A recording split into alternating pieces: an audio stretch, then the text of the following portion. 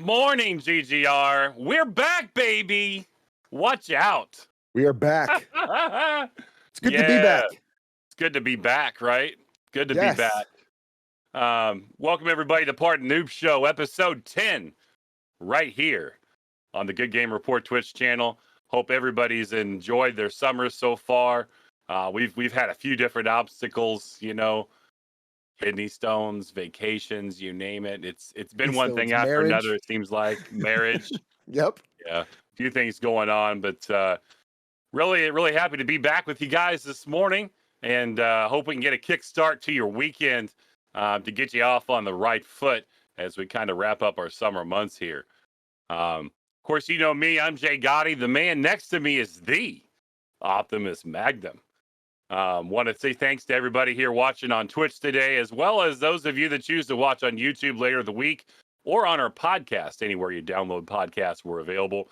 Those go up on Mondays, so you can check them both out if you're not able to be here today, because we understand weekends are a busy time as kidney stones, family, and vacations happen. Right. Yes, they do. And marriage. We're here. And marriage. Every Saturday morning, we're here at 10 a.m. Eastern. We'll be back next week. I think we're taking the week off in 2 weeks on the 21st. So, Optimus, catch us up. We haven't been around each other for a while here in Part of the Noobs. Catch us up on what's going on. What's new with you this week? I have had reality just literally set upon me. So no one knows this is only people here know this usually, but I'll let everybody know. I got laid off on my job back in January. Budget cuts, things like that. I was a business analyst, and it's time to start looking for a job. I've been taking courses here and there on the side and doing some stuff, but now I've really basically dove in head first and have been trying to get certifications and things like that and do things like that to pad my resume so I can get a really good job out there. Either that or maybe start my own business. We'll see what happens, but that's what's going on. And my roof literally caved in on me like 2 weeks ago. So we are getting the roof repaired. We finally got everything finalized. We found the right, correct roofer and everything. So we're getting a brand new roof for our house and then fixing my ceiling, which basically fell down. Well, part right of the ceiling dining fell room down. table, right? Pretty much right over the dining room table. Yes. Yeah. And it sucks, but I closed it all off and had to do make quick decisions how to figure out how to close it off, but all done. Everything's going pretty well now, and now I can hopefully get back to maybe making some videos and streaming again, because everything has been literally put in the back burner. But hopefully that works. Content comes last when it comes to family, house, and literally where I dwell. so you have to make those kind of decisions. IRL comes first, so got to definitely take care of always. That. Me, I'm back to full health this week, feeling great after the Rolling Stones rolled through for a second time in about 7-8 months. Man, I'll just stand behind it. None of you guys will ever want to experience that. Painful. I know. I've had it. Painful. I actually had to have surgery this time to remove. So we played. My doctor got in there and played Space Invaders. He was like pew pew pew pew pew pew, and broke them all up for me. And then you get the joy of still passing them. So. Yep. That's where I'll stop with that story, because it just gets gross after that. Yep. But other than that, I've been back on my content spree. I'm actually going back to mornings, so you're here to hear first via voice. I made the schedule changes on my Twitch channel website yesterday. So if you want to watch me, I'll be live Monday, Wednesday, and Friday mornings. Not doing the late night stuff anymore. Gonna kind of go back to my roots where I started the mornings. Just need a change, right? Probably better off for me health-wise if I'm not staying up until 2-3 in the morning every night, So making that change starting this week. Did my first morning stream on Friday morning just yesterday, and I had a great turnout. So appreciate that. Also, shorts, I'm banging them out, man. I just put out another 4 this week, so if you haven't been to my YouTube channel, please stop in there, check them out. They're literally exploding. With your help, they can explode even bigger. So I do appreciate that. He is the king of Japan. Gotti-san. The bada bing in Japan is amazing right now. Bada bing in Japan. Yep. Big time. They over there they're like bada ping, but it's literally he is the bada bing of Japan right now. Apparently so. I've moved up to about 30% of my viewership is from Japan now on my YouTube channel. So That's uh, crazy. That's really they're wild, 12 hours. right? I worked out the time difference. It's 12 hours different. So when I post it, Yeah. um, when I I post them in the early afternoon. So I figured out it's around 12 o'clock their time, midnight to 1 a.m. is when my views spike for that. And that's probably they're just scrolling through shorts at that time and they catches fire. Yeah. I mean, watching the Olympics, seeing how big Tokyo alone is, I mean, that's it makes New York look small. How congested it is, how on top of each other they are, in terms of actual population. I don't have the numbers on my fingertips here, but they mentioned it watching the Olympics this weekend. It's so much bigger than New York. So Yeah. if you ever been in New York City, you know that's just whoa, people on top of people on top of people. Yeah. So I always um, wanted to visit Japan. That's one of my places that I would like to actually visit. Just I find it very cool, especially Tokyo. likewise, I just don't think they'll have any beds that fit me. You know, I'm Yeah, six. I'm not a that's the small other dude at problem. I'm a 6'6", big, I'm a kind of so big dude too. So I don't know if they have anything that fits me. You know? maybe I need like 3 beds put together, and then I could fit in one. I don't know. Yeah, yeah. The food and everything else would be great though, for sure. Let's get into some GGR news. If you haven't stopped in the Gamer Showcase, we intended to announce him a few weeks ago, but we weren't able to. Reflect has been our Gamer Showcase. It's been putting a lot of stuff in there. We've been interacting with him and his Twitch streams as well. He is a little further around the globe, so sometimes times get in the way. But if you haven't got out and shown some support for Reflect, please do. He's been Um, in a gamer showcase for a while. We're very sorry that we haven't announced it sooner, but he's been the gamer showcase for a little while now. We've had our issues as we explained already, but yeah, show him some love in there if you can in the Discord. Start July 16th, and then next Saturday we'll be crowning a new Gamer Showcase. Monday morning, don't forget to check out Geek Corner with Matty Geek and Peter Bite. They'll be playing again. Very consistent fun time. If you haven't stopped in there, get a lot of good knowledge dropped on you as well, not just the gameplay. But they should be announcing later today what the game for Monday will be. So 8 p.m. Eastern on the Good Game Report Twitch channel right here. Make sure you stop in, check them out. Even if you just stop in for part of the stream, do it. We're always rooting on Peter to fail. You know, we try to use the channel points to help him fail. But no, seriously, we do like the competition when they get at it. They're playing on a level playing field. Recently, they've been using some cheats and whatnot that maybe doesn't make it a direct competition as much. But we hope they get back to some competition because we like competition. Yes, Yep. yes. Raid night been back for a couple weeks now. Miles and Tootle McBooty last Tuesday. I don't know if you guys caught it or not, but Tootle McBooty was working it the whole stream. I mean, he was working that booty. So if you guys don't know what I mean, you can even go back in here and watch it here on the Good Game Report Twitch channel. It's on video. You know what I mean if you go watch it or if you saw it live. We did raid Cyber Viking this last Tuesday. Probably a little later starter time. We generally start at 8 p.m. Eastern. Pretty warm out in California. You know, Miles streams from a portion of his house that is not exactly cool in the summertime. So stay in tune with that channel to let us know. And Milegenics' mothership, and he'll be sure to let you know what time raid night's going to be this week. Weekly top 10 64 is out. Came out Thursday morning. I'm just going to stop and park here for a minute, folks.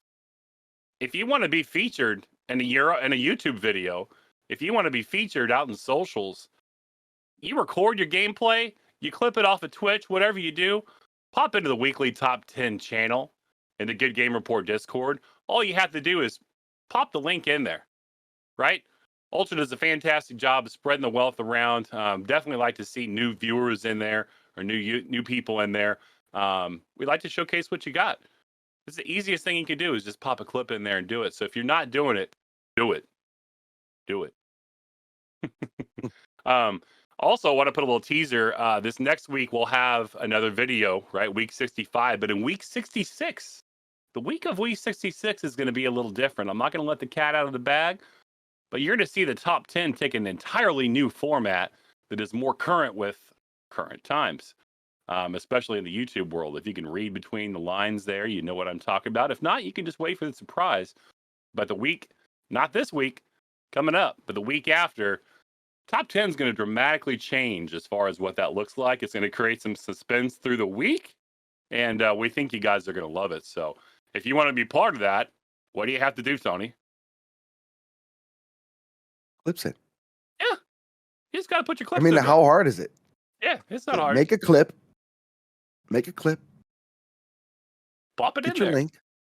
Control V. Paste it into the Discord. I'll even help you. Control C copies. Control V paste. Absolutely. Bam. Bam. Bada bing. Bada boom. That's all you got to do, folks. Real easy. Tony, so there's been some chaos, for lack of better words, over with Blizzard Entertainment. Yeah. So let's get into the gaming news side of everything. Let's do it. I mean, a lot of you already know what's going on with Blizzard Activision.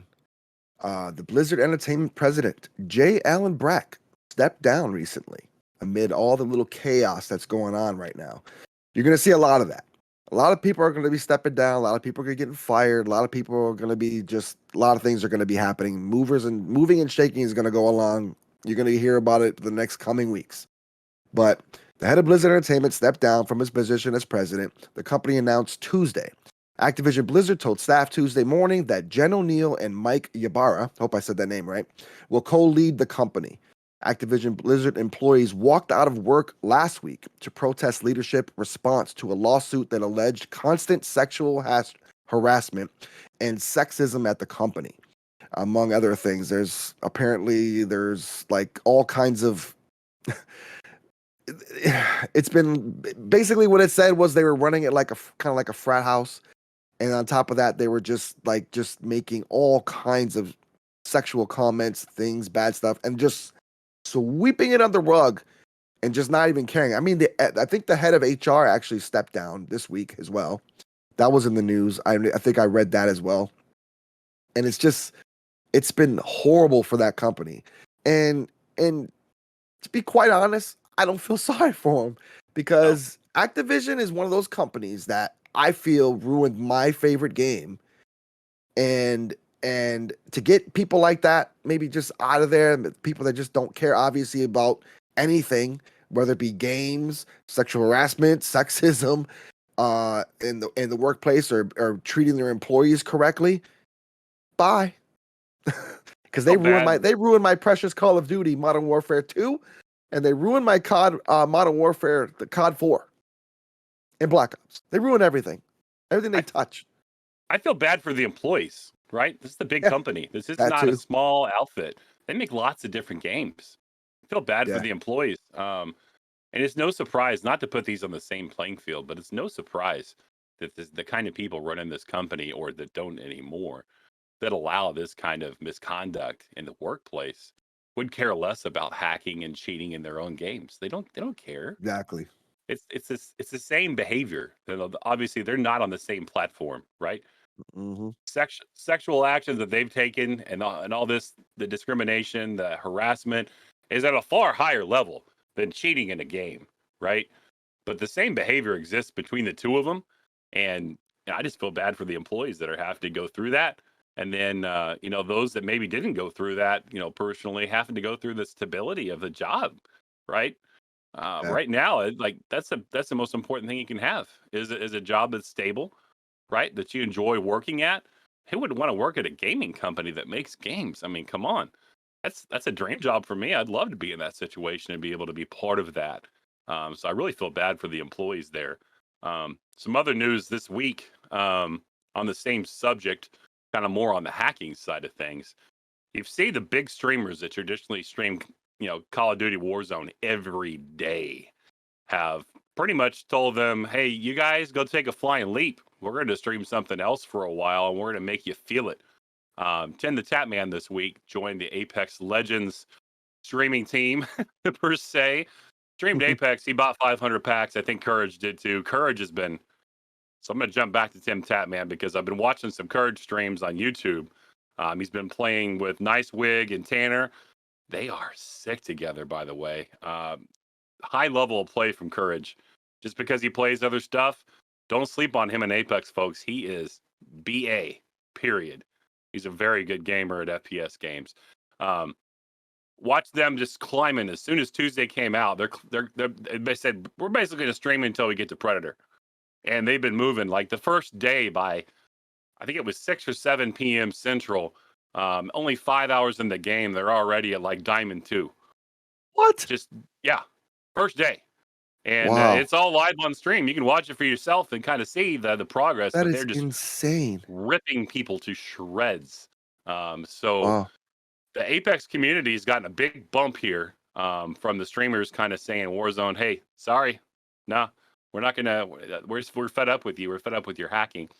Ken the Tatman bought 500 Apex packs for a stream the other day and just opened them one by one on the stream. People were, before he started playing. Went over 100,000 constant views during that point in time. And the reason that number is important, Tony, is at the same time, Warzone, because you can look at the stats for Twitch, right? How many concurrent viewers are on watching Warzone at the time? Mm-hmm. Warzone didn't even have 100,000. So combined, all of Twitch streaming Warzone was less than Tim the Tatman's Apex Legends stream. Blizzard, Activision, Call of Duty. You got to do something about the hackers thing. You can't sleep on this any longer. You're going to Always, they never potentially care. ruin the game. Yeah, they let it ruin Modern Warfare. They let it ruin COD 4. They let it ruin Modern Warfare 2. And I don't know. I stopped after that because I stopped after Black Ops 2 buying Call of Duties. But like I couldn't take it anymore because it felt like they weren't fixing anything and they weren't innovating anything. They weren't doing anything. So I stopped. And now years later, this is years later, same stuff is going on. And they don't care. And now you got sexual harassment. They don't care. It's like they only care about money. And if you're making money for them, they don't care what you do, I guess. The cheating doesn't impact me at all. I just play Rebirth. And I get my easy 2-3 dubs a week. And when I play that night, and that's it. I don't think I really run into hackers. I think the hackers are more in the bigger map. And folks that play all day, of course, are going to run into that. It hasn't affected me at all. So I'll continue to play it. I'll play it on Wednesdays, just like normal. But it's some serious action needs to happen over at that company. They're just tipping over on their head. I mean, you think about the Call of Duty League. We'll talk about that here. There's so much excitement around that right now. They're potentially screwing a lot of things up for a lot of people by taking inaction and by running their company in the fashion that they have been. So yes, they have. Get good, as they say, Activision Blizzard. Get good. All right, so let's switch it up. Speaking of Apex Legends and Tim the Tatman, everybody else streaming it and kind of moving over to it as well as other games. Apex Legends Season 10 came out Tuesday with a 60 gigabyte download for consoles. Ouch. Awesome. If you've downloaded anything from Call of Duty, that's like half. That's a small piece compared to what you normally download from them. So a few things have been introduced. We've got a new legend in Seer. We've got ranked arenas now. We'll talk more about that in a second. We got some gameplay changes as far as World's Edge has been kind of blown up again. So the map's seeing some changes. They nerfed the EVA 8. The Rampage LMG, brand new LMG that our good friend created, and they buffed caustic a little bit. So when you get caught in caustic gas, initially it's like five for the initial hit, and if you stay in the gas, because I used to play the gas a little bit because it didn't hurt you that bad, it goes up by 1 tick. Every time it hits you, it takes an additional damage point, so it adds up a lot faster. So you don't want to chill in the caustic gas anymore because it's going to get you. So one thing that's been long awaited, it went into care packages a long time ago, was the Prowler. Prowler's back. It's on floor loot. So I saw that. I actually saw that yesterday. I was excited about that when I saw that. So it's a kind of a double-edged sword for me. I'm learning to use it. It's only burst. You cannot make it full auto. There's no hop up for it. It is only burst mode. So from a little SMG like that, burst mode, it does kick quite a bit regardless of what you've got on it. So it's kind of bittersweet for me, but definitely happen to have it back. I used it Friday morning in arenas a lot and was able to do quite a bit of damage with it. The Spitfire that everybody loves to hate did go into care packages. So if you pull one of those babies out in red, you're really going to shred some people. along with the triple take still up there. So Mm. people love using the triple take because it's so versatile. You can use it as a hip fire kind of shotgun, and then obviously it's a great sniper. Also into care packages, so that's people are missing the triple take and the ground loot for sure. Let's talk about ranked arenas next. So there's always been ranked Apex. Well, not always, but for quite a while now in BR mode, right? Basically, you have RP or points that you earn per match. You start off at bronze, you move silver, gold, so on as you earn RP for different levels. Once you get to a certain level, you have to pay RP to get into the game based off the kills that assist you get and how long you last in the game. If you win the game, you're awarded RP, right? And the points go up, you go up in the scale, right? Well, ranked arenas is a little bit different. There's actually 10 placement matches that you play in. They evaluate your talent first. And guess what? It doesn't matter how many kills you have, Tony. If you go out there and have 20 kills in a round of arenas, doesn't mean a darn thing unless you get the dub. And I actually kind of like this. This is going to probably promote some more teamwork, I would hope. Because sometimes you get that one random that's out there trying to, do just that, get the 15, 20 kills and all about themselves. But if they don't win, it doesn't matter. So it's going to kind of force people to play as a team more. I'll be honest. I played it on Tuesday. I stunk the place up. It was bad news. I think we played 3 placement matches. I was like, back to BR, boys. Can't do this. Yeah. I wasn't a fan of arenas. I'll be back in there though. They got new maps. My gameplay was just it was hot trash. It was a dumpster fire on Tuesday. So played arenas on Friday, got right back into it, slaying folks. So if you like competition, you got ranked arenas now as well as another benefit in Apex Legends, not just BR. So the next one we got up here is we have a new legend, Seer. All right, so I think it's probably best instead of reading it to you, we probably just watch a video. So our producer is going to key up the second video we have for Apex, and it shows Seer's abilities. So we're going to be silent here for a moment while he pulls that up. We're just actually going to watch it because I could read you off the passive, the tactical, and the ultimate.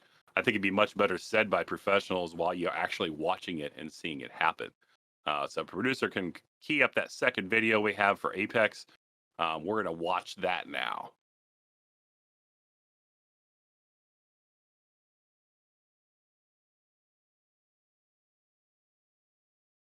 For Obi's birth.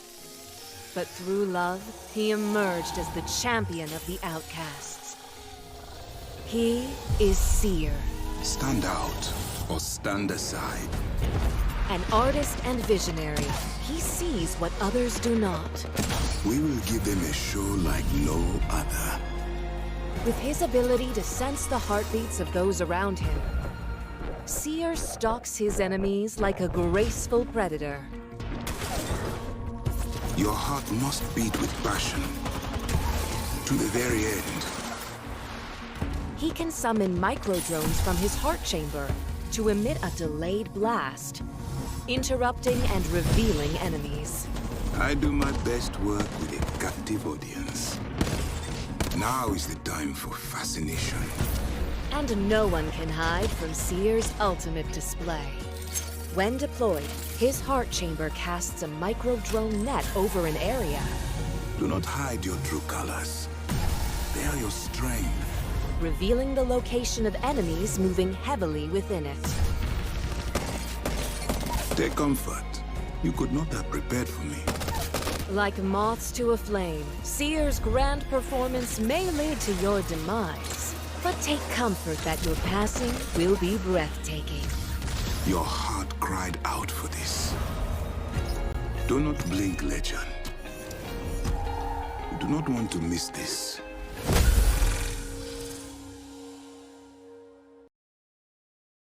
All right, so wow. Played with him a bit on Tuesday. People are starting to get this character down. This legend has some abilities that are, in my opinion, game changers. When he hits you with that tactical, it stuns you for a minute. It knocks back half of one piece of a shield off, but it's disruptive, flat out disruptive. When that ultimate gets thrown down, the little heart box, as seeing that, using it myself and then having a seer on my team, if anybody's firing a weapon or moving any kind of faster than a crawl, you see them at where they're at specifically and where they're going. You actively track them. So it's not like a bloodhound scan where you just see them for a moment. If they're in that bubble, you can see them. The good news is if you're playing against seer, you can find that hard. You can shoot it. You can blow it up and not have to worry about it. But there's some people that are really getting this down. I've seen some gameplay on the Twitch channels and on YouTube. People are getting seer down, and this is a nice one. This is a nice addition to the game. And it changes kind of the way you kind of see things. I'm thinking of some combinations in my head that may be good to have with seer, and we're probably going to see that worked out over the next couple weeks as people start to really grind ranked and whatnot and use his abilities to their best efforts. So seer, Tony, have you got to see seer play at all yet? I've gotten to see. Yeah, I've watched a few people's streams. I haven't seen really anybody play as seer, but I've seen seers like basically net come around people and like their shields pop and stuff like that. I've seen stuff like that, but I've yet to see anybody play as seer. It seems like nobody wants to play as them, or either they don't, or somebody else is, or maybe they've already played as them and they don't like them, so they've just been like playing as their characters they feel comfortable with. But like I haven't seen anybody play as him yet, so I need to check out some streams and see some people play as him. Well, I'll definitely try to play with it Monday. It takes some getting used to, right? It's not just like some abilities like Bangalore. You got smoke you can put down, and you can time your ultimate coming down, raining from the sky. It takes a little bit of skill with the placement too. So I think people are figuring them out. We're gonna find some stuff that's pretty cool about that. Moving on to the last piece of Apex update. I'm sure you guys have seen the gameplay trailer, so we're not going to show that today. But we did have it on deck if we wanted to. But I want to focus in on the Rampage. We got a brand new gun, LMG, right? Rampart put it together herself. She loves LMGs, right? So this is a heavy weapon. It is an LMG. It does have a slow rate of fire. So if you're good at aim, you're going to need to be with this weapon because the rate of fire is not going to come out quickly. As you've seen other guns charge up in the past, like the Sentinel, using shield refillers, you can actually use thermite in this gun. So if you pick up a thermite off the ground, there's a new reason to have thermite around. It actually increases the rate of the fire of the gun when you load the thermite. It has a little ticker that kind of ticks off as you use it. Or if you load it and you just leave it, right? I timed it. It takes a little over a minute for it to completely come out. Obviously, when you start using it, it goes down much faster. But this gun does a lot of damage. Ouch! It's like 48 for one bullet to the head, and 28 to the torso, which is a little bit higher than other weapons. That's why I said, if you can aim this weapon, it's going to seriously hurt some people. Also, if you just want to use the iron sights, they look good. If you didn't want to use it 2 times or something like that, if you want to use the iron sights off this one, it's pretty clean. It's pretty good straight line of sight. We would like to show you a video on the Rampage so you can see it in action, because of course I can tell you all day what it looks like and what it does, but if you want to see it in action, we're going to go ahead and have the producer queue up that video now. Then we're going to take another short little break. I'm going to shut my mouth, and we're going to let the video talk for itself about Rampage, the new LMG as part of Season 10.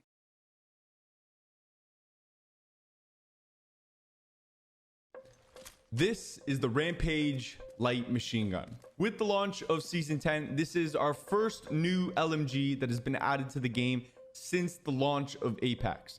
It's a very slow firing LMG that packs a punch, and it's got a trick up its sleeve that allows you to use a thermite to give yourself an extra little boost. This gun is an absolute beast, and all you Spitfire fans, I know you're gonna love it. So to break down the Rampage, once again, this is a light machine gun. It's going to be a slower weapon, but it definitely makes up for it in power. It falls under the heavy ammo weapon type, so it's alongside your wingmans, 30-30 repeaters, and Spitfires. The recoil on the Rampage overall is pretty controllable. It comes up, to the left, and back up again. You shouldn't have many problems due to its slow fire rate, and if you're really good with it, you could get it down to a dot like this. There's no denying this is definitely the slowest firing fully automatic weapon in Apex. It takes some time to get used to, but with precision, it is extremely deadly. This gun hits for 42 to the head, 28 to the body, and 24 to all extremities, the arms and the legs. So it packs a punch. And if you can get the rhythm down, oh my goodness. The gun is definitely best suited for medium to long range engagements. This is where you'll feel most comfortable with it. But in those rare cases, you want to get up close and personal, this is the Rampage's ace card. You can inject a thermite into this weapon and take it from a slow firing tank shooter into a faster firing tank shooter. Lastly, to size the Rampage up, to put it in comparison to the other LMGs in Apex, it's definitely the most skillful of the weapons to use, but it's got the biggest risk. If you can master this weapon, it is going to be a force at long range. But if I could leave you all with a tip when it comes to the Rampage, especially for you beginners, practice, practice, practice. It's going to be the key. But in the meantime, just stick a thermite grenade in there and go have some fun, man.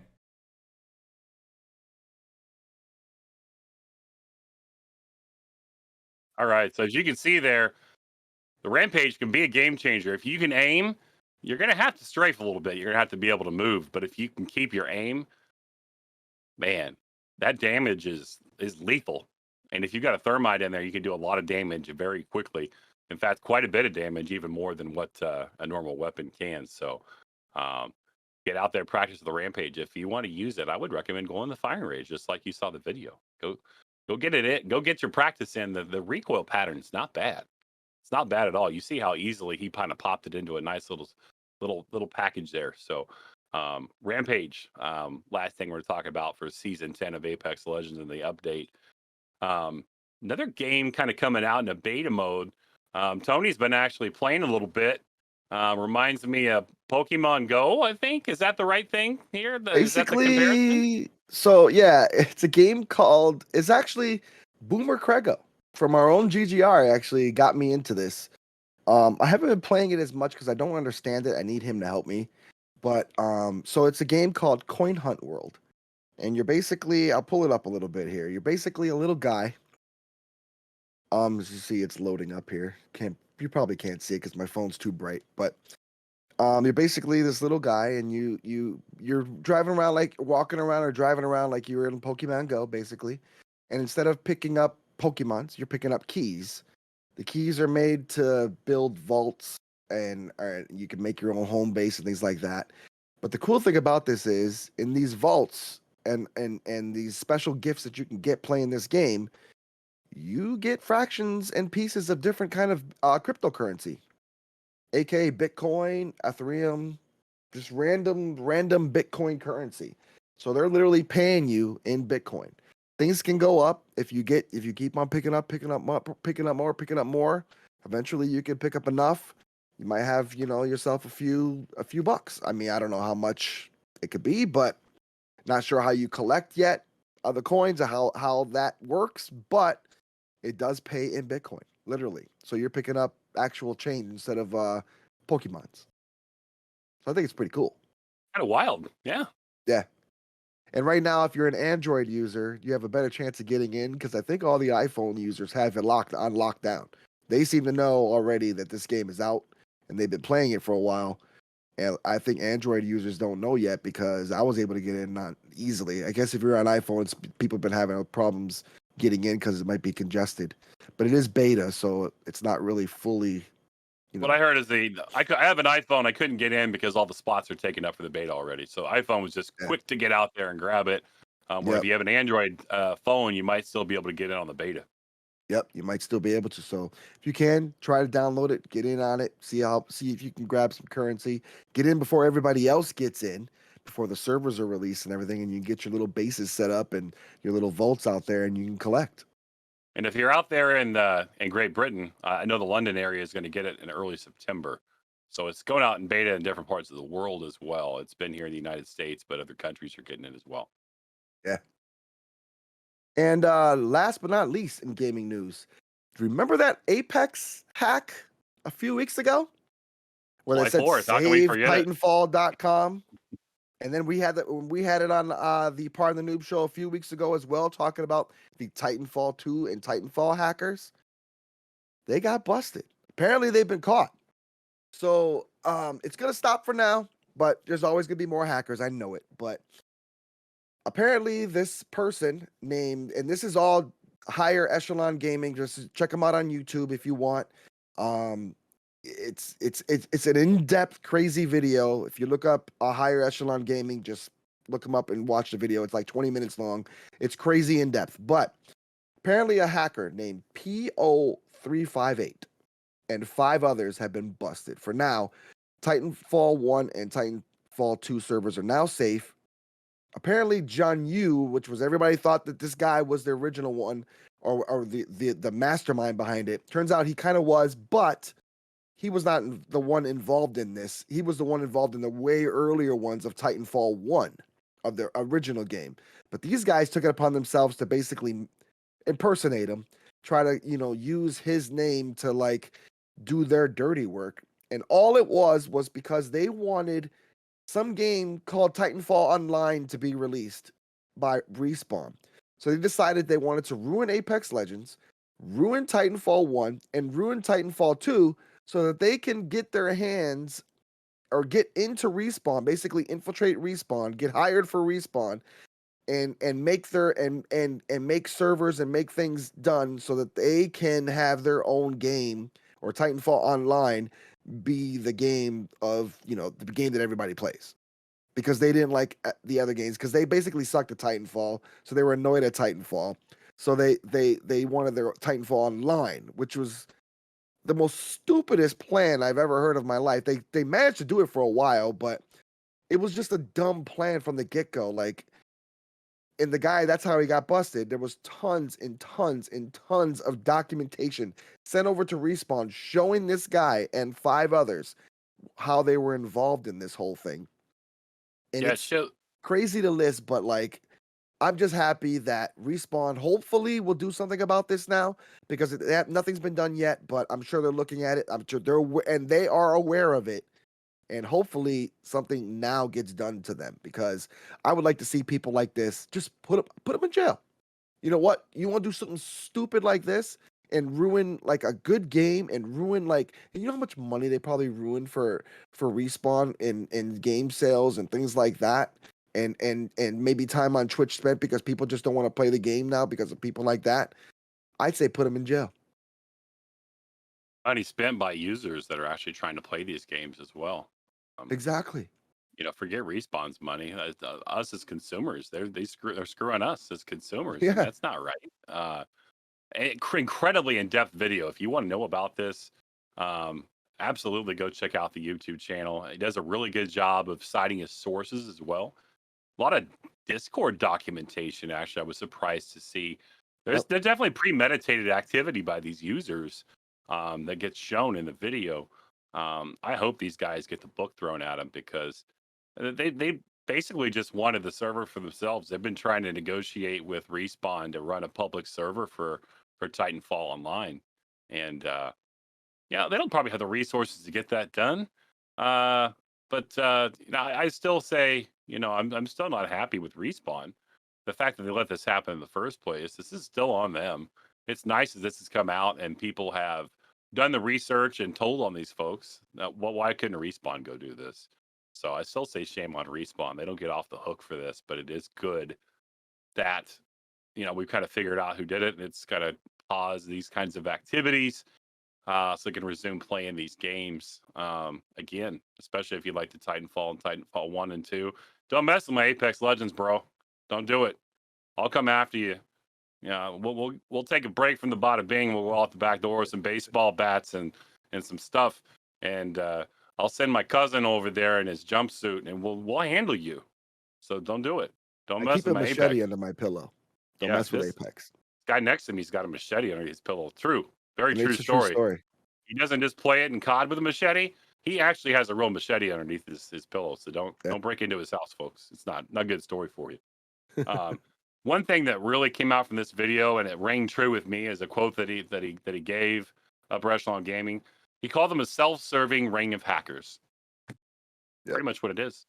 They just want it for themselves. They were babies. They were little babies that couldn't take They were good at Titanfall apparently, so they wanted to have their own game, their own rules. They wanted to make their own stuff. So they decided to ruin the game for everybody else. Kindergartners. Jen Blossom's song from the 90s, Hey Jealousy. Go listen to it. That's what these guys probably play over on repeat as they're thinking about hacking stuff. I'm just glad they got busted. Now they're on vacation and disappearing everywhere. Good. Good riddance. Bye, Felicia. All right. Well, it's time for esports updates. COD League, man, it's as good as it's ever been right now. We just had major number 5 last weekend. I'm going to go over some things that happened. We'll get you the final bracket here after we kind of talk play-by-play through it here. So major 5 took place in Arlington down there in Jerry World. If you've ever been in the Arlington area, right across the street, that big multiplex where Cowboys Stadium, the old Ranger Stadium, the new Ranger Stadium where I went on vacation a few weeks ago to watch, cross off another baseball park on the list. They have a huge esports arena right there, and that's where it took place. Live with fans in the seats. Now, this is what changed it. So these guys are playing LAN. They're in there together. This is no longer online at this point. We've moved forward from that. So not only do they have their intros, they walk down the aisle, that kind of stuff. The hype's real. You've got fans of the teams there live supporting, yelling, screaming. It's just like a professional game, nothing like it. It would you can see the reactions of the players.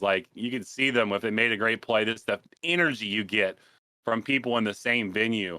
Because you can't hear that online. They're just playing in silence. Otherwise, it's just what they can hear of their teammates. And when some of the players, as they're getting interviewed kind of through and after the tournament, and they just tell you that you can feel the stage shake sometimes from the depth of the loudness that's going on in there, which if you're a competitor and you're doing something great, oh my goodness, does that not put you on a pedestal to continue playing well? Or can it not tear you down if you've just made a really stinky play? So really like to see that. Going into this major, we saw Optic Chicago and Dallas Empire with the 1 seeds in side A and side B start off respectively. Didn't matter because they both lost their opening match, right, against Toronto and Minnesota. So who cares about getting a 1 seed if you just lose the first one out of the gate anyway? This major was all about the North. And when I say the North, I'm referring to the Toronto Ultra and the Minnesota Rocker. They both tied the North into their name in some way, shape, or form. Toronto started off by beating the LA Thieves 3-2 out of the gate. They beat Optic in their first game 3-2. It was a little closer at least. But then they fell 0-3 to the Rocker. Rocker came through and just swept them. So that means the Rocker got to go right on to the final. The Rockers' path was not as similar. They drew FaZe as their first opponent because FaZe did not finish as a 1 seed. I think they were 2 underneath Optic in their side. And they beat FaZe 3-1 out of the gate. FaZe has been a dominant team all year. I think they've got 5 or 6 losses the entire season. And we're talking 40, 50 games here, which is, they've just been on top. Apparently, they're not handling LAN very well. Because they went in, they beat FaZe 3-1, beat Dallas 3-0, and then over Toronto 3-0, as I mentioned before. Minnesota Rocker came out ready to play, period. They put themselves in the grand final on the second day, only dropping 1 map out of 3 matches. I can't explain what kind of dominance that is. That's very dominant. Take that into maybe a 7-game series in baseball, in Major League Baseball. You drop 1 game out of 3 rounds, and basically you 4-0, 4-0, 4-1. That's pretty dominant, right? To put that in perspective from other sports that are out there. Just to kind of poo-poo on the Atlanta FaZe because I'm an Optic fan and I like to do it. So they lost to Seattle Surge in the first game in the elimination bracket. So Atlanta FaZe went 0-2 at this tournament, 2-0. This is a team that's already won it 3 times this year. This is the team that's on top of the game. We got champs coming up, and Atlanta FaZe does not look hot. I hope they can figure something out. Crowder, their coach, is going to have to figure something out because LAN play is not the same for these boys. They played great online, but they're going to have to figure something out. So calling out Atlanta FaZe, although I do not want to stir the pot and get that dragon got back flying. But Atlanta FaZe, they better do something, or they're going to be out again at champs, which is the Super Bowl of the COD League coming up here soon. So before I talk about champs, I want to talk about the grand final. So we know how the Rocker got there. They're already right. They made it. Ultra climbed back up through the elimination bracket, kicked out my Optic Chicago team, blah, blah, blah. Doesn't matter how I got there. It's heartache for me again, and other Optic fans, which had a huge showing of people, by the way, because Optic used to be in Texas. That place was so green and so loud. It was just nasty during the Optic games, but they still couldn't get it pulled out. So whatever, it doesn't matter. The grand final. All right. So we talked about the grand final of a major before. We've talked about sitting, right? And maybe that not being quite as warmed up as the team that comes through the elimination bracket. Also, we've talked about the elimination bracket team having to go through several games that same day to make it to the grand final. They end up playing for 7-8 hours straight, right? So that takes quite a bit of physical endurance to stay there and do that and stay competing at a high level mentally. Very tough. So let's just call it what it is. The Rocker were cold going into the grand final. Match started with Ultra going up 1-0. They beat him in the hard point 250-34. It was just an absolute slam. They went up 2-0. They won 6-1 in Search and Destroy. 3-0. It was 3-1 in Control. And then Minnesota almost pulled out a map. Lost the hard point 194-250. So basically at this point, Ultra's up 4-0 on Rocker. It's a best of 9. So they need one more win. And they could have the first sweep 5-0 in grand final history, right? Different kind of history was in the making, though. Little did they know it. I think the Minnesota Rocker never thought that history was going to be made quite like that. Minnesota Rocker did not take it lightly. They kept moving. They took the first map back on map 5, 4-1. Now, so they took the S&D 6-3. Then they pulled a 4-2, 3-1 in Control. They grinded out the next map, 6-2 in Search and Destroy. So the tables have flipped. The crowd is completely rooting for Rocker at this point. They want the underdog to come back and pull the reverse sweep. The pressure's definitely on Ultra, and the Rocker had nothing to lose after going down 4-0. The next map was kind of back and forth with the hard point. Rocker took it 250-165. So we go into the grand final, tied, 4 games apiece. So, Tony, Ultra came out 4-0 and completely flopped. And Minnesota went 4-0 in the next 4 games. So it affects 4 maps. We're tied at 4. This is an epic comeback. So you're thinking to yourself before map 9 starts, you're thinking, okay, do they have enough left in the tank after coming back? Is Ultra finally fed up? And are they going to take care of this and pull this out? S&D on Raid is the final map. Ultra is like 10-2, 11-2 on this map in S&D this season. They are unstoppable on this map, except for a couple of times. You're thinking, all right, Rocker had a good run, but Ultra is going to get ready to stomp the poop out of them right here and take their major like they should and get their second. Not so fast. 6-3. Rocker. That's crazy. That place must have went berserk. It was absolutely insane. The crowd noise when this is going on. I mean, the choke symbol is up, after they've lost kind of the third game. This is a reverse sweep in the grand finals after being down 4-0. Right? It's like when the Patriots came back from 28-3 against the Falcons. Equivalent. Same thing. Equivalent. Absolute great sports reference for equivalent. We all thought the Atlanta Falcons, and I told my wife at halftime, I was like, don't sleep on Tom Brady, Bill Belichick, and the Patriots. Don't sleep on them, right? Anything's up their sleeve. Crazy, sure man. enough, they come back. Nobody thought the Rocker had it in them, though. There's no Tom Brady over there. There's no Bill Belichick over there, right? It's not.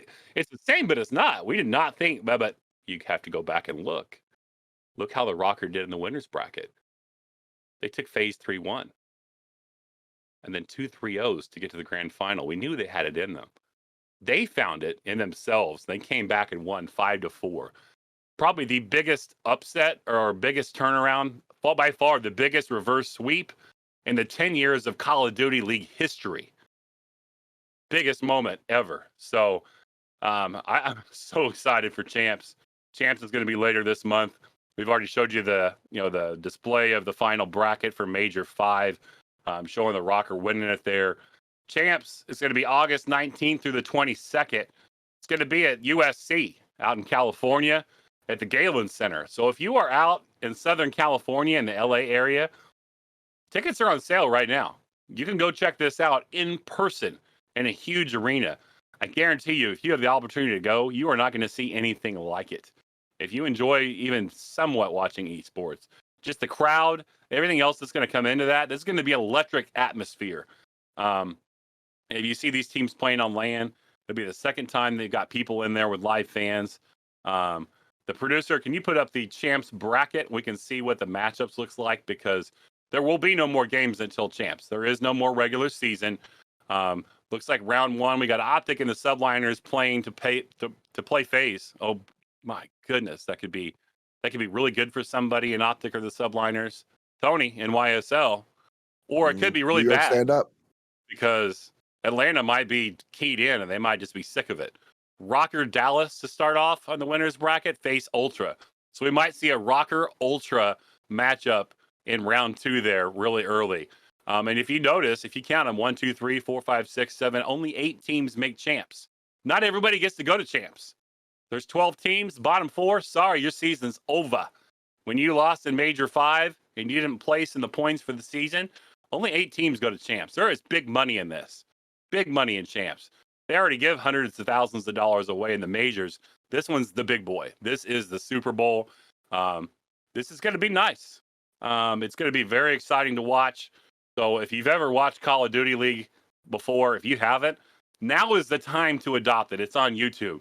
Follow the Call of Duty League channel. When they go live, they put it out there for the premiere long before, so you can see what's going to happen.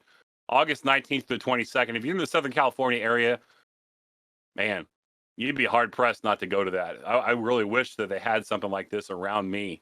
I really wish my vacation was last week. Probably wouldn't have worked out with the kidney stones, huh? That'd been bad news. But I should have went to watch baseball last week, because the wife and I could have watched this on Sunday, because we had a nothing day on Sunday, no game. We could have been in there watching the grand final and everything in person in Jerry World there. Nothing like an in-person experience of these. It just translates so well over the television. I can't imagine what it'd be like in person. I get hopped up about COD League and esports, so this is why I'm going to put, a fork in it. I'm going to put it aside. I've let you know what's coming to you here in a couple of weeks. Your choice whether you do something about it or not. Retro Corner with Optimus is next. Tony, what you got for us? As a lot of you may know, if you follow social media and matter of fact, the national news, a copy of Super Mario 64, which was graded, sold for $1.5 million, a little over $1.5 million. And it was like graded, like, I think it was like a 9.8. It was like a really high grade, like an A++ on the seal and stuff like that. Setting off this craze now of people looking for sealed games. And real quick, I have a little conspiracy theory on this. I honestly think that game was not sold. I honestly think that's it was staged and it was kind of a hoax. I think Strong the allegations, push now for I collect games, obviously. You can see behind me, I have tons of games. I have tons of stuff that I do. As a collector, I like to find games as cheap as I can find them, and to offset some of the prices I pay for games, I sometimes get duplicates, I sometimes get other games, and I sell them and use that money to basically offset the cost of me paying money for some of the games I buy. Anyways, this sealed game thing is starting to become a big thing, and WADA and I forgot the other name of the other company that grades games, but WADA and this company, one of them is related to this Heritage Auctions, which sold this game. Now, when you send your game in to get graded, and you have the option to use it in their auction. So what I think is going on is they knew that if they get a bid for $1.5 million for a game of Super Mario 64, which is not an uncommon game. So it's not a rare game. It's not like a game that you can't find out there. It's not, if you're a collector, you know what I mean by rare. Like, I have some rare games here that like you can't just find them places. You gotta get lucky if you find them. Super Mario 64 is everywhere. Everybody has those. And yes, a sealed copy might be rare, but is it that much rare? So I think that what is going on is they put it for that price because somebody bought it for that price, and their price basically raising eyebrows, raising antennas. Now the news is covering it. Now people are out there trying to find sealed games. Now people are going to basically be keeping games sealed. You're going to see a lot of games not played because people are going to hold sealed games for 20, 30 years in hopes of them being able to send it in. Wata makes money grading them, and this heritage auction makes money selling them off. They get their commissions. So I think that's what the big thing is going on here. That's my theory. But it just kind of feels weird that a game like that and Zelda sold for $870,000 prior to that. Like, it's too much of a coincidence that these games are all of a sudden selling that high. Like, I could see a few thousand because some collectors will pay tens of thousands of dollars for something, but $1 million, that's just that seems too extreme to me, and it seems way too much for me. I usually don't get the tinfoil hat out and put it on my head with conspiracy theories. I don't jump along with those. Me But what either. Tony's Yeah. saying today actually makes a lot of business sense. Common sense wise, if you want to create a market for yourself, what better than falsifying a couple of these things going out, right? It makes the news, makes big headlines, stirs up business. This is a solid move. I don't, Yeah. I'm not condoning the activity, but I don't think this is a conspiracy. I think if you went out there and looked for some fact finding and did some investigative reporting in person and looking through some stuff, I think this is likely true. Yeah, I haven't heard very many people say this either. This is me. This is literally just Yeah. me. Yeah. This is not anybody else talking. This is what I feel is going on because it just feels too sketchy to me, and I'm not even a conspiracy theorist person. Right. I saw what happened. I saw that game, and I was like, why that game? And I'm thinking to myself, and then I found out that Wata, I think it's Wata, that if you send your game to Wata or the other one, they're in ties with Heritage Auctions. They're one and the same. So it just seems like free advertisement to get the news media everywhere out there. CNN, everybody, every news media was talking, every news outlet was talking about this because when $1.5 million is spent on a game, people are like, why? And now everybody who has seen it is out there looking for games at garage sales and yard sales, looking for, their $1.5 million that they're trying to get. Even a few $100,000 are trying to get. The crappy part is this makes it worse for all of us who are actually trying to collect stuff. It That makes money sucks. for them, and it just poops on all of us in Yeah. our search because it makes everybody 10 times more aware of what they have and makes our Yeah. search for retro gaming and reliving our youth Yeah. 10 times harder. And It there's two sucks. sides to this. The people that collect games and like play them too. Like I collect and play. I like to play as well. Sucks seeing a thing in a box that you're never gonna play. It's just sitting there. But at the same time, there's digital copies of games. So I look at it from both sides of view. You could still have that game. Yes, it could be on display, but you don't have to necessarily open that. There's other games, or you could buy an extra duplicate copy. Because I told you, Mario 64 is everywhere. You Repros can are find all it, over the stick it in place. there, or Yeah. repro. Yeah, you can find that game and still play that game and have that sitting there, or and sell it maybe one day for your kids' college, tuition if you need it, or you're down in the dumps and you need to pay off some debt or something. I mean, it's there, but I see both sides of the story, and I get it. Some people are mad because you shouldn't have a game sitting there in plastic, but at the same time, hey, it is what it is. But kudos to gaming though for getting some popularity in the news though.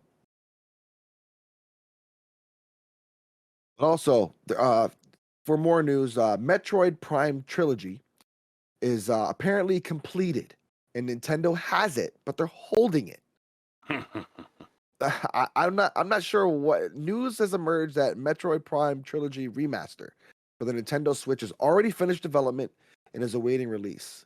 The news came from respected Venture Beat journalist Jeff Grubb, who claimed via a paywall giant bombshell that Nintendo is merely holding off on its release in part due to restricted QA quality assurance resources due to the ongoing COVID-19 pandemic, and also because it has a plan to align its release more closely with Metroid Prime 4. So they have the game, they're holding it, I guess, till the release of Metroid Prime 4, and then they'll release the trilogy as well. I don't have Metroid Prime Trilogy. That's a game that I definitely would pick up if it's been a remaster because it's really cool. These remastered games Nintendo does have been very well done so far. And you saw with Skyward Sword, a lot of people are playing that. PvD's been streaming that a lot. Yeah, there was the recent one with Galaxy. There was 3 in 1. I forgot what the 3 games are. I think it was Paper Mario or Mario Sunshine, Mario Galaxy, and another one. But pick that up. Yeah, I had that as well, and just really, really cool remaster. So it's good to see they have it. Glad to see they have it. Can't wait to see it come out when it does. Speaking of Mario. Ooh. Yes, Mario. So there's a Tag Heuer. If you know if you like watches, I don't have a watch on right now, but if you like watches, and Tag Heuer obviously is a really good Swiss watchmaker. They made a Super Mario watch for the low price. If you're lucky to get one, I believe they're sold out. They sold out fast. And I think if you want to find one online right now, it's like $6,000. But they sold them for the price of $2,150. That is crazy. And they sold out quickly. But you can live out Bowser's wildest fantasy and trap Mario in your wrist forever. The luxury watch manufacturer is collaborating with Nintendo, and they made a Mario-inspired smartwatch, and it was released on July 15th. And you'll be able to do new animations that has like step goals and surprise twists. For example, if you reach a quarter of your daily step goal, Mario will level up with a mushroom. If you reach 100% of your daily activity goal, Mario would jump on the iconic ending flagpole. The watch is compatible with apps like Google Play and a wellness app to track daily activity like your calories and steps taken. Also, there's a golf app in case you want to pretend to play Mario Golf in real life. Wild. Just absolutely it's wild. Really, really, really cool watch. You can probably see it there on the screen, but really, really, really cool watch. I wish I had money like that to be spending on watches, but I don't. So unfortunately, I would not have that watch. But yeah, really, really cool one. I'd rather spend my money on the first thing you've got in Tech Talk here, though. Oh yeah. So other cool news. It's a little older news, but we have to talk about it because it's Tech Talk, and I absolutely love this. It's basically this Valve, which is Steam client. If you play PC games on PC, most people know there's all these different clients that sell video games digitally and stuff like that. Well, Valve has announced they have a Steam Deck. It's a 7-inch handheld with a 7-inch screen. It looks kind of like a Nintendo Switch, but basically this thing is basically a PC. I'm not going to get into the complete specs of it because there's a lot of specs to list, but it literally is a gaming PC in your hand, and they made it that way on purpose, as it will be able to have a dock soon. When it is released, you'll have a dock as well. You could dock it and actually play it on your monitor with a mouse and keyboard. But it's a handheld on the go. Play all your Steam library, and supposedly it's able to run AAA titles now, like AAA titles that are out now, and run them 60 frames per second. So not bad, as you can see there on the screen. It's showing there, but an awesome device. They were taking basically pre-orders for it. They tried to stop the resellers. So the way to counter this was they tried to basically, if you wanted to pre-order it, they couldn't really stop them fully, but they did a pretty good job. You had to pay $5 deposit to be able to get the chance to get an email that says when you can order it or pre-order it. Now, I haven't gotten that yet. I actually put my $5 down into it, but I wasn't able to. I haven't got anything yet that says you can buy it. I don't know if anybody else has yet, but I put mine down. There's like 3 different versions. They were all different price points. I don't remember the price points now, but it was basically like $300 to $400 to like $700 basically, and up. But I'm telling you right now, this thing is going to be revolutionary. I think it's going to be fun for like you PC players and PC players or PC people that play with controller like me. And it's just going to be a really cool handheld. the specs on this thing. I know I'm not going to list them either because there's just so much here. This is a powerhouse. Yes, This it has is. got a lot of stuff popped in here. This would rival a lot of computers that people use out there today, much less a Switch. Yep. This thing is loaded. Yep. And all With packed in that little frame. It's yeah. crazy. It's built for the Crazy what they future. It's did. built for them to be able to play these games in the long term. This is not going to Yeah. be something that has to be remade in a couple of years because it's out of touch. It's Yeah. got This some is real definitely, I will touch. tell you this is better than a Switch. Yeah. Like, this Yeah. is definitely better than the Switch. Like, I mean, the Switch, don't get me wrong, the Switch is great. I have a Switch. The games on it are awesome, but you're playing like AAA titles and you'll be able to play real good PC games on this thing, and it's got an amazing screen on top of that, and it's playing them over 60 frames per second or 60 frames and over. And so far, they've tested it. They've done came out with more videos and stuff like that, testing it, showing what it does, and it's crazy. And it's expandable. You can expand your storage on it, with a little micro SD card and stuff like that. You can't mess with the SSD in it. That's why it's important, I think, that you get the higher up SSD. That's the price differences, is the amount of SSD you're using, or the memory in it, basically. So that's what you got to be careful of, which one you buy. But you can always expand the memory anyways using a little micro SSD or micro SD card. But yeah, I'm excited about this. Can't wait till it comes out. 16 gigs of RAM, 1.6 teraflops on the processor. This thing's loaded. This thing's a beast, period. Yes, it is. Well, in Discord, if you've been in the GGR Discord, I don't think we put it out too much in too many places yet, but we're going to start using this more often. Been reading about this for a while. They finally released threads, right? So very cool. So if we get a hot topic that we want to talk about, kind of like a subcategory to a channel, we can now open a thread for it, and we can kind of keep that all off to the side. So like in Gen Chat, if we wanted to have a thread about a specific topic, or I think there's one that goes like this in Retro Rambles right now, we're listing some stuff in there that kind of keeps the sidebar out from keeping the normal text from going through and not like really like losing stuff quick. Super addition to Discord, having the ability to thread a conversation where we can keep that simple conversation going, be able to see it. And here's the cool thing.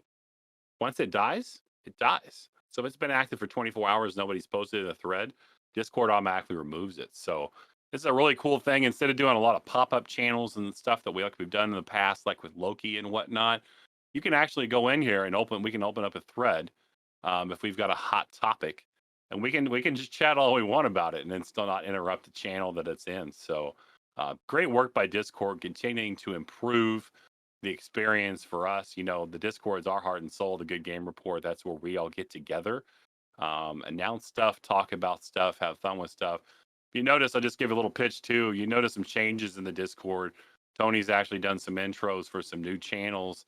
The Retro Rambles, the Buy Sell Trade, the Resellers. If you haven't been down there yet to it, check it out. It's pretty hot. It's popping with lots of retro stuff. If you want to post your own stuff, Tony, why don't you tell them a little bit about that? Yeah, so Retro Rambles is basically for you to just talk retro. Anything you want. You want to talk about anything retro, whether it be gaming, toys, whatever you want to talk about, movies, TV, whatever. Feel free to talk about it in there. Paste pictures. If you have something that you want to show off in your collection, you have something that you just want to talk about in general, just talk about it, and we all jump in there. Especially me. I love talking about 80s and 90s stuff, so I'm all about that. And if retro is younger for you, then talk whatever you want. And the buy sell trade is basically that. Buy sell trade. It's for you to put your things that you want to sell. If you want to trade for something, or something that you might want and you're looking for, you can ask, hey, I'm looking for this. If anybody has it, I'm willing to trade this for it. I'm willing to buy it. Things like that. That's what that channel is. And reseller is basically that. You put your links to wherever you sell on, eBay, Mercari, Amazon, wherever you sell, put your links up there, or put stuff that you find. The other day I found something. I found Mega Man Legends 2 at a Goodwill, paid for it, sold it on eBay. I put the sold listing on there of what I said, what I paid for it, what I made on it. And hey, guys, be on the lookout for stuff like this. That way, if you're reselling and you find something, a pair of shoes that you didn't know that would sell for $100, post it on there. Let us know what you're selling. Let us know what you're doing. It's a way for all of us to basically help each other out, make money on the side or whatever you do, or if you do it for a living. Absolutely. Great part of the Discord popping there. You'll see the Discord continue to change. You saw the announcements. Boomer Craigo got in there with an announcement here recently. We're doing a lot of work on the back end. Your leadership team is working very hard on revamping the Discord. We're trying to make it more of a journey for y'all as new people come in and whatnot, and make it make sense. So please have patience with us. We continue to add different parts and restructure the Discord. We know we flopped a little few things around the other day. It was hard to find some of the channels. They're all still there. But we are kind of revitalizing the Discord. We're giving it a kick in the butt because we really haven't done anything with it structurally in a while. So we're looking to make that experience better for all users, whether it's new or us OG veterans that have been around for a while. Just to help it be fluid and move well. Yeah. But on more tech news, the PS5, the SSD expansion was enabled in the latest beta firmware update. So if you have a PS5 and you're in that firmware beta thing, you got this basically expansion update.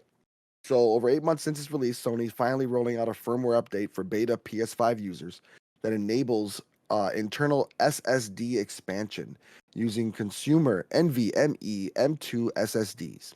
The update is currently rolling out across supported regions, and you will need to be signed up to the beta program to download it. Sony has also included steps for how to install the SSD, which requires you to remove one of the side panels of your PS5 in order to access the SSD slot. Some brands, such as Seagate, have already announced existing NVMe SSDs that will be compatible with the PS5. Seagate's FireCuda M.2 drive comes in 500 gigabytes, 1 terabyte, 2 terabytes, and 4 terabyte sizes, all of which are compatible with the PS5. They are sold with and without heat sinks, so it's not exactly clear by Seagate's announcement which will be preferable in the PS5. The 500 gigabyte version without a heatsink starts at $140, increases to $240 and a 1 terabyte model, and reaches $950 for the 4 terabyte model. Adding a heatsink does increase the price of all variations. Like buying 2 more PS5s. Yeah, SSD though, to put an SSD in the PS5, I don't have a PS5, but I would imagine it'd be a lot more smoother to load games. It's already fast, I heard, at loading games, but it's going to be a lot more smoother. Games will load up faster. If you're basically in an online multiplayer match, you're going to be like you're playing Warzone or you're playing Apex, you're going to drop faster. You know what I mean? Guess what? Uh-oh. I'll keep my PC. I'm good. I have all that stuff. Yeah. If you have an SSD on your PC, then you already know this. Seriously, like this is an amazing thing to add to your PS5, no doubt. Yeah, Kudos definitely. for this. But PlayStation, why didn't you have something like this coming out to start with? Why are we having to go back in there afterward to put this in? I'm being negative Nancy a little bit here, but now you've got a $500 console, and if I want to get another 4 terabytes in there, I got to spend another G? I got a $1,500 PS5 that I got to pay games for as well? Like, ouch. That's a pretty pricey PS5, bro. This is why I said from the beginning, I'm waiting 3 years before I buy a PS5. You know why? Because in 3 years, what's going to happen? They're going to release the PS5 with guess what in it? An SSD. I'll get that one. I'll get the upgraded PS5 Pro, and I will get the one with the SSD in it. So I'll be fine. I knew it from the get-go. They're going to have various ones. I bet you they have like a 2 terabyte and a 4 terabyte model. You heard it here. Another conspiracy theory. Listen to me. I don't like them, and look at, I'm already saying another one. It's just too simple. They've shown their colors the last few years of making these consoles. With as long as it takes these things to go in development, these things have to have already been talked about in production. So does it end up being like to where they fall behind and they got to meet a deadline, so they go ahead and put it out kind of deal, or because because Xbox is going to put theirs out too? Are they in it together?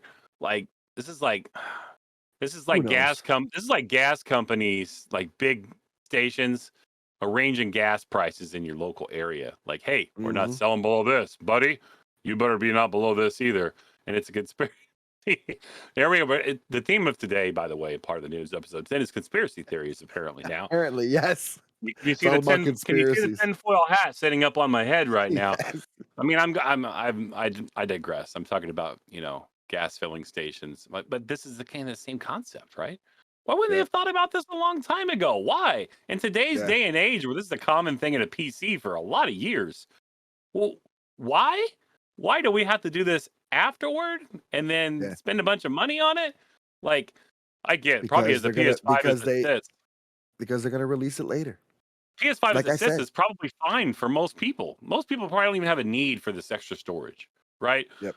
But for the people that really care about hoarding games on there and doing that kind of stuff, this is pretty big. Or you got the digital version, right? Where you can't just pop the disc in there and play it. And there's only so much of a load that's on the console.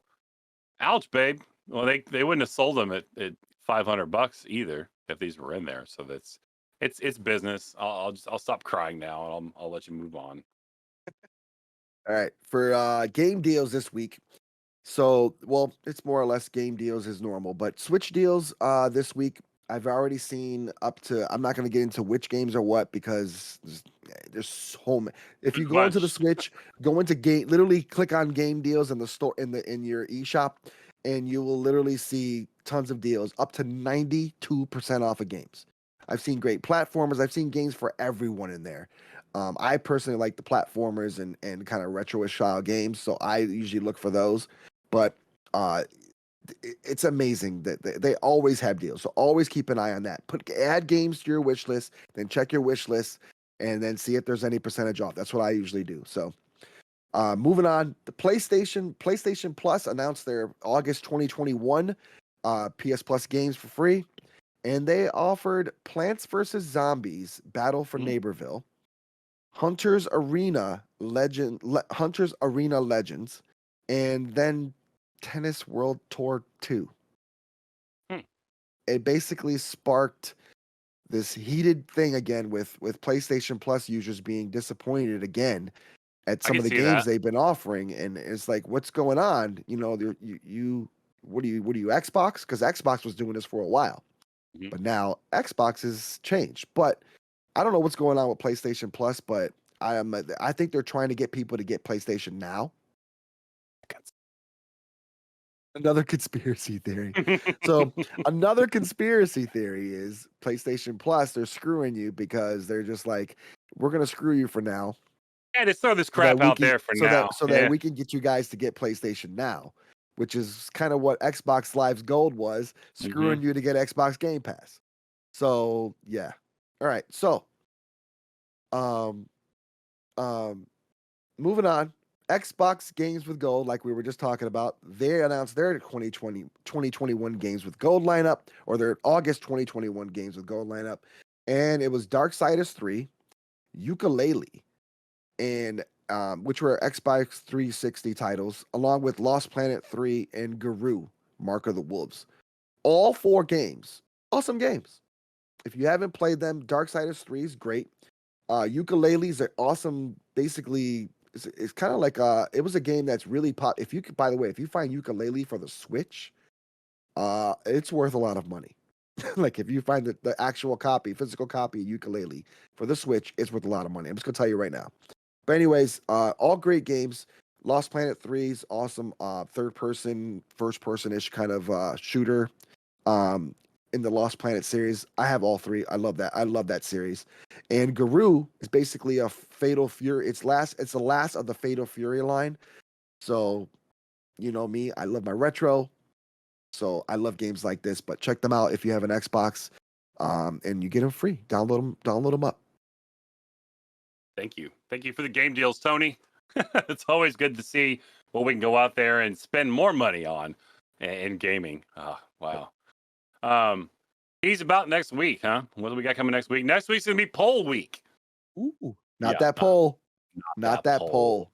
Polls you vote in, silly. If you were thinking about that watching this, voting polls, people.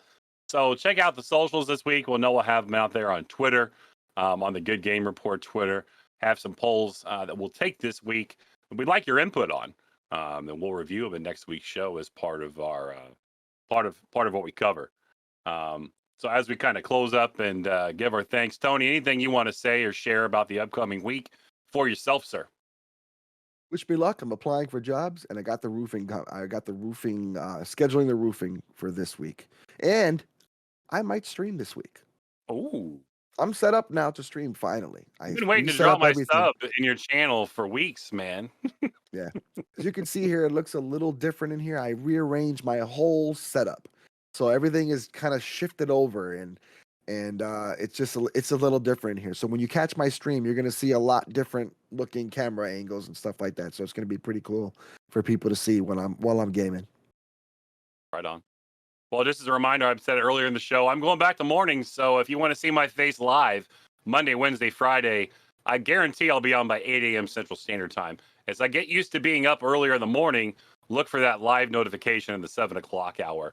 And we'll go to about 10:15 on those days, before I start my day job. So if you do anything for me this week, if you do anything at all, if you want to help me out, go to my YouTube channel, watch my shorts, subscribe if you haven't. Shameless plug here. I'm begging. I've been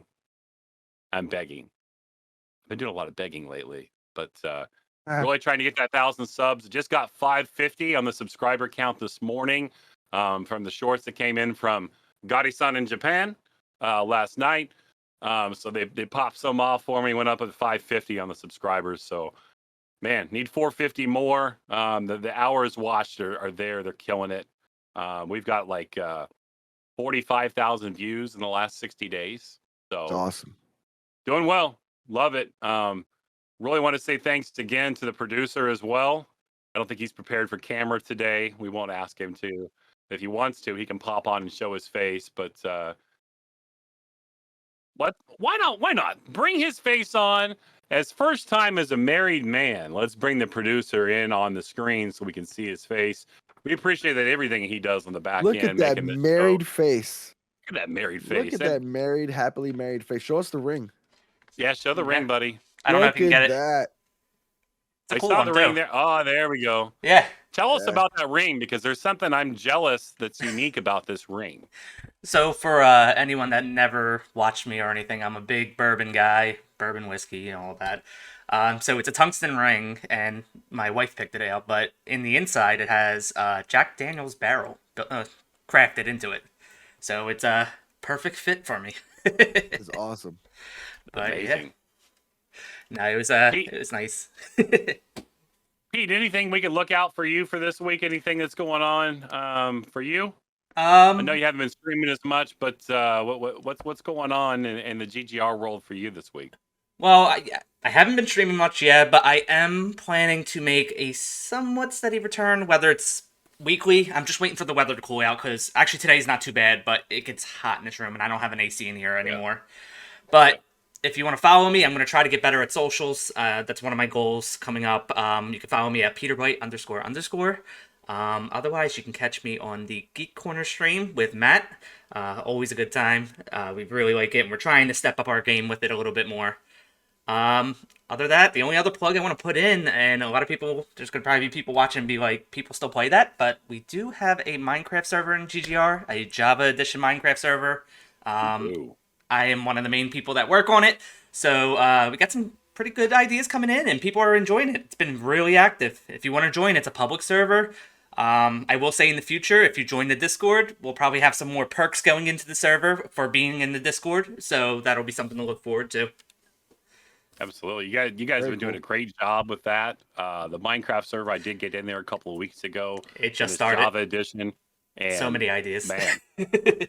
Oh my goodness. It's already a really cool place. The guys have a lot of plans for that as we move forward.